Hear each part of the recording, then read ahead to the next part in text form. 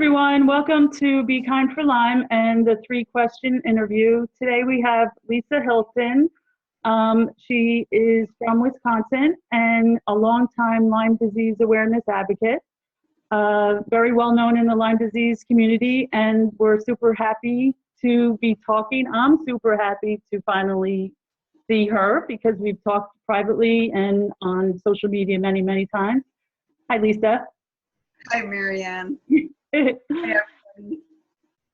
What's that? I said hi, everybody. Oh, okay, so we're just going to start with the questions. And the first question I'd like to ask is, how long have you had Lyme disease, or that you got diagnosed properly? Just give a little background on what has happened in your own personal life with Lyme and co-infections, because all of us know that usually it's a hard disease to diagnose or misdiagnose. So, and also I was curious, did this happen in Wisconsin? Because I'd really like people to know that it's everywhere, because there seems to be this misunderstanding of it's only in the Northeast. So, right, it's definitely everywhere, that's for sure. Yeah, I think for me, my symptoms started in 1991. It was in 1991 when I started getting like really bad heart problems and panic attacks, started getting like really severe heartburn, got diagnosed with an ulcer.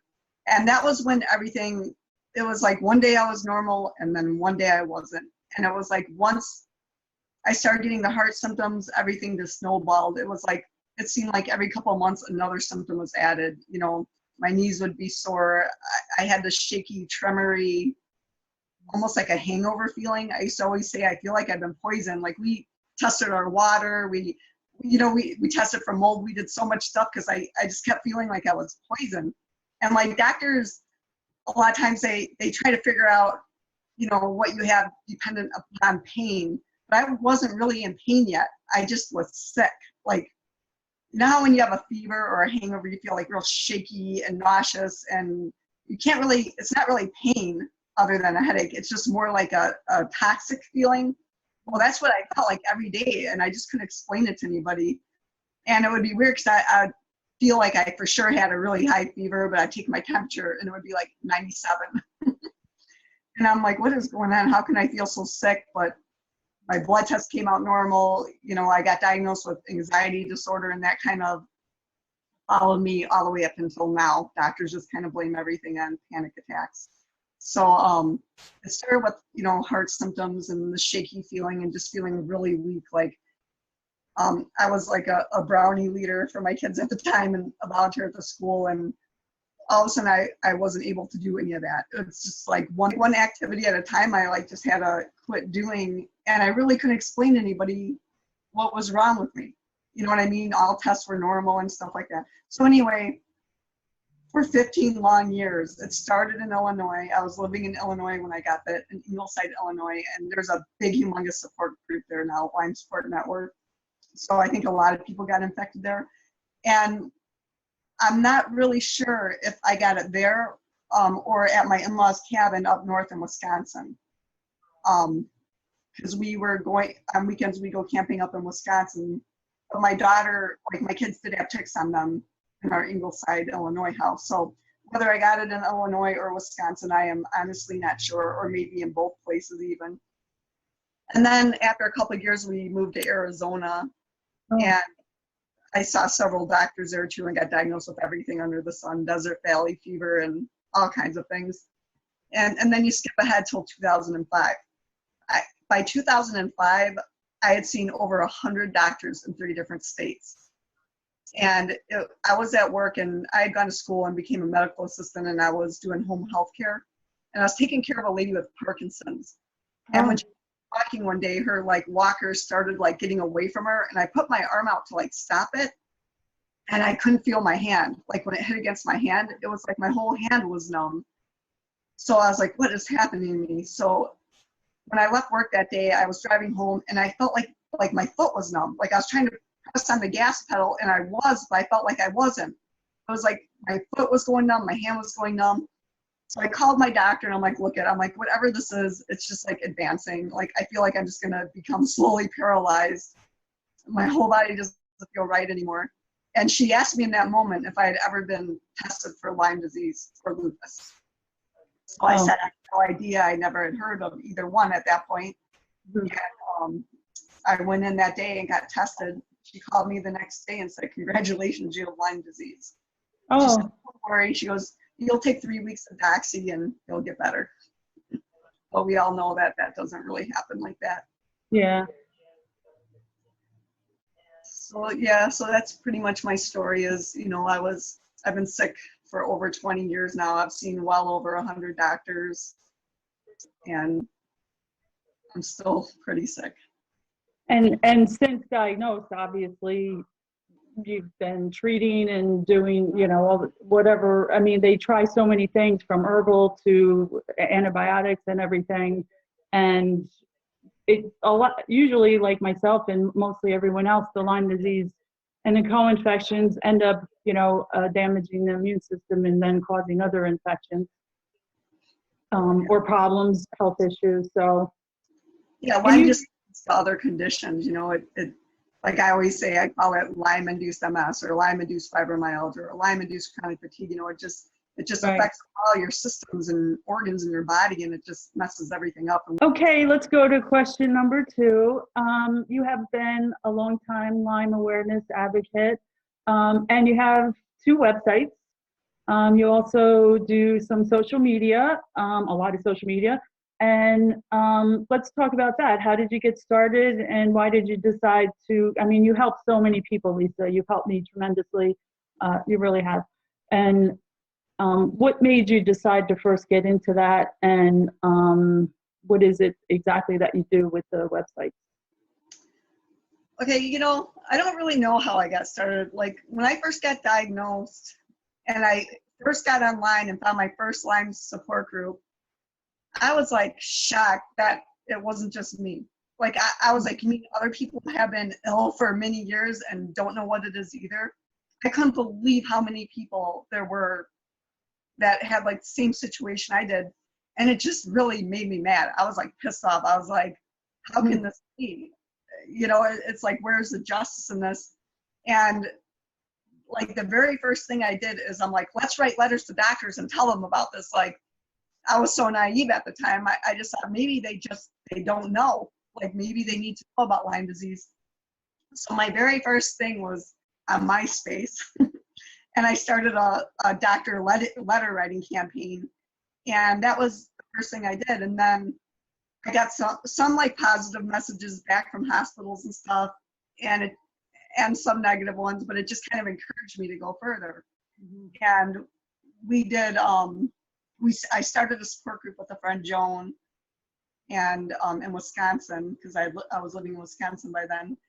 And we started a little support group, and then that just led to, you know, a Lyme walk, and then eventually being the U.S. coordinator for the Worldwide protest. Like it just kind of built up over time. Like it just started with like little campaigns, and it just built up and built up. I don't even know how I got to where I am today. And it just kind of happened to me. And I don't really know why. But like I can't, believe me, every once in a while I have a big freak out on my Facebook and I say, I can't do this. I'm overwhelmed. I'm going to retire. I can't do this. And I'm sure everybody just laughs at me by now because, man, I get on there and like I'll see one of my friend's children can't get help, or they're getting one of my friends is getting their kids taken away, or, you know, there's a young mom having a baby and she's trying to, you know, raise children while she's sick and doctors won't care for her. Like all these stories just get to me, and I just can't sit there and do nothing because who's going to fight for these people? I don't see a lot of family and friends coming forward, more and more lately, which is good. Yeah. But it's like the strength is coming from within our community, and it's almost like my anger fueled my activism. Like instead of like just being mad, I wanted to do something about it. And it's hard because I don't feel good ever. But most of 95% of the stuff I do right from bed. You know, but like all these campaigns people are doing are going to make a difference. I don't care if you just do Facebook statuses. I don't care if you're organizing Lyme support groups or walks or protests, or if you're just like lending a hand to somebody else who's sick, you know, if you just check up on them every day. Like all these little things are all pieces of a bigger puzzle that one day will be solved, I hope. Yeah. I don't even know if I answered your question, but I don't really know how it happened. I just started doing little things, and, you know, you just meet other Lyme advocates and join in with them, and then you become bigger. I started whatislyme.com because when I first got sick, like I'd find little pieces of information here and there. You know, somebody would blog about something on one blog. Somebody would talk about something in a Lyme sports, you know, forum like LymeNet. It's like there's all these little pieces of information, and I wouldn't know, with my Lyme brain, I wouldn't know where I saw it or where I'd read anything. So my friend Paul, for like a gift, when they bought me a website, he's like, here you go, and whatislyme.com. And he said, do whatever you want with it. So like I started organizing all the information I could find and it's kind of like a directory for Lyme disease. I'm not a medical expert. I don't know the answers, but what I do is anything I find that is pertinent to Lyme, its co-infections or all these invisible illnesses, anything that seems like it could help somebody, I post it on there, and with a link to where they can find more information on something. So I have everything on there, from support groups to treatments to everything, with links so they can dig deeper into, you know, whatever seems like it would benefit them. That's whatislyme.com. Now, Global Lyme and Invisible Illness Organization, I run that with Karen Smith, and we met during the worldwide protests. She was an Australian coordinator and I was a US coordinator, and we just worked really well together, and we got along, like me and you, on a personal basis also. And so I like work with her really easily, and we're both pretty sick, and so we understand when each other doesn't feel good, and she's really patient with me, and I can be like really moody and stuff, and she like is like the kindest person ever, and we just work good, and we have the same goals and motives and everything.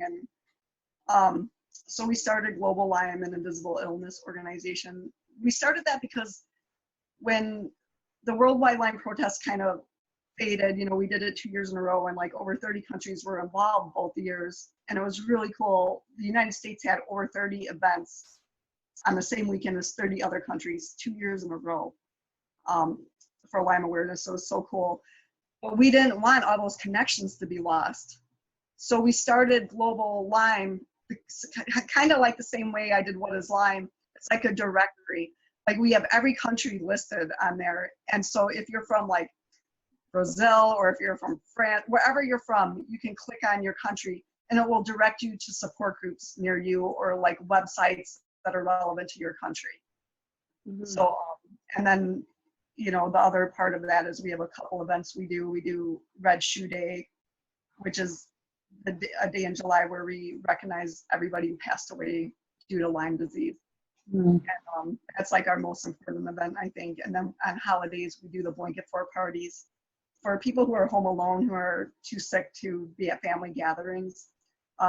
It's so isolating to have Lyme disease. Like you just miss out on so much.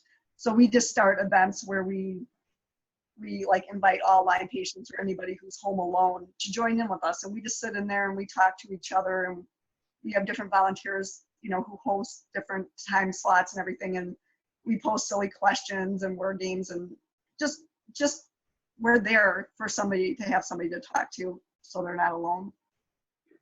Well, first of all, that was actually leading into my third question. It was about, you know, Lyme disease being around the world. So the you know, the one website there, well, both websites are such great resources for people, and they will be on this video, the addresses, and posted with all the social media for anyone who needs help and wants to use them as a resource. They're really good.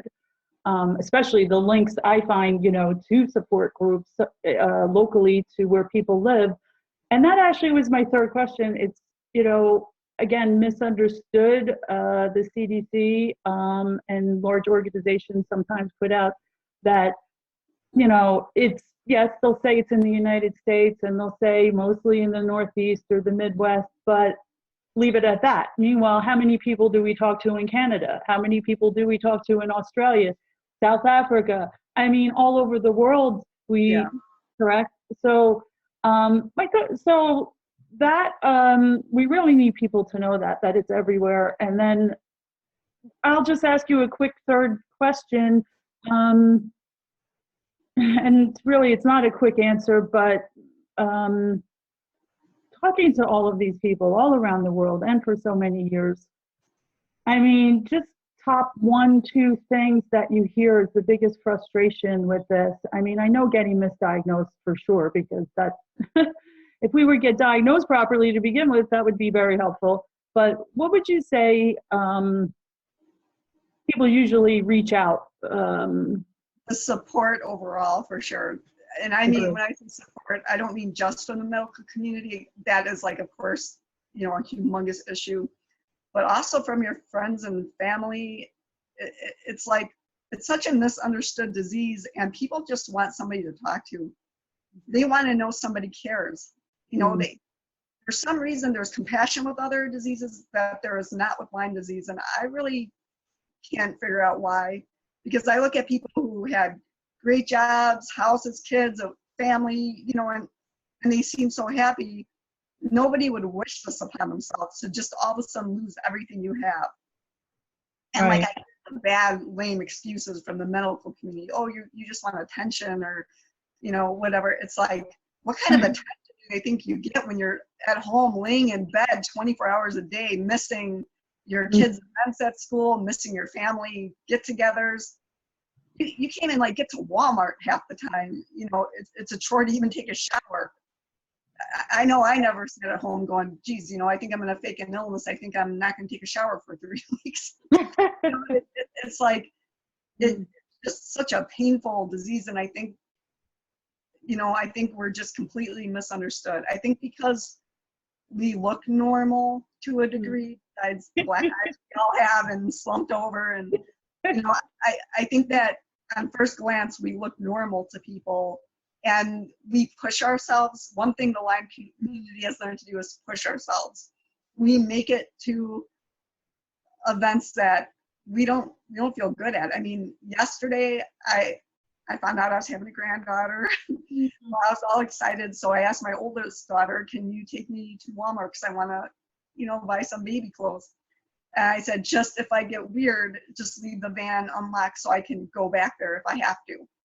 It's like, you can't just plan anything. You can't just go in a store and go shopping and leave and be normal. A week ago, I needed groceries so bad. I got to the store, got my cart filled up, made it to the register, and had to walk out and leave everything sitting there, because my heart was racing for no reason. I got all faint feeling. My back was just pinching so bad. And my legs just got really weak, and my head felt funny. I'm like, okay, I just gotta leave.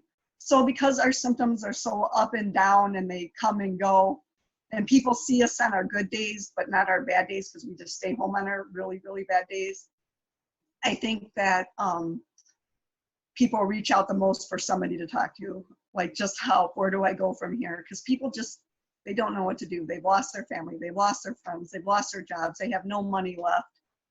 You know, all the treatments that supposedly are going to help them don't. And so, you know, we need more answers.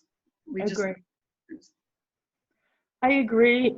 And, you know, everything that you do is in support of other people. And again, you've helped me. I know that you helped so many people. And, you know, we Be Kind for Lyme, I mean, that's actually was started also out of anger, believe it or not, even though it's called Be Kind for Lyme, but it was Be Kind because of people needing support. So I'm glad that you said that, because that's exactly what I see, is that people really need more compassion, empathy, and understanding. So I thank you so much for doing this.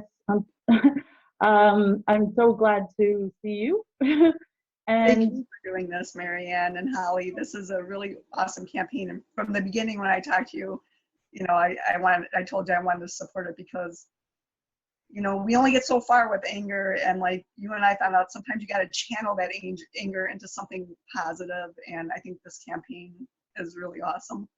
oh, thank you. All right, well, I'm going to sign off. Again, we are going to put your websites up, the addresses, so people can use them as a resource. And also people that don't have Lyme disease can learn about it, how to prevent it, what to do if you get bit by a tick, all important stuff, because prevention is key. You know, if you can avoid getting this and go through everything we have, that's really a good idea. So again, thank you. And